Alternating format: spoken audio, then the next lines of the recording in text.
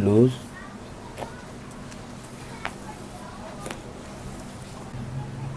Proper, breathe in,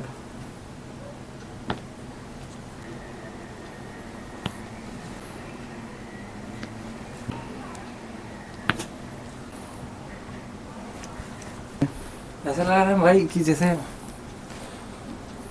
body से ऐसे कुछ ऊपर रखा हुआ था, वो अपने आप धीरे धीरे ऊपर उठ रहा है, हल्का हो रहा है।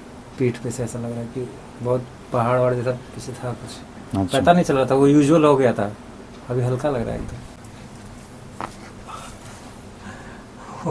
नाइस। नॉर्मल रखना है एकदम।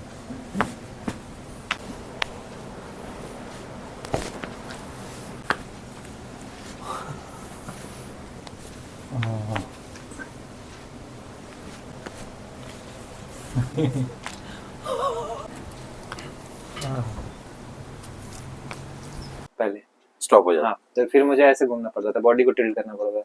अभी तुम्हारे सामने देखो, यहाँ से पीछे भी देखूंगा और कोई प्रॉब्लम नहीं।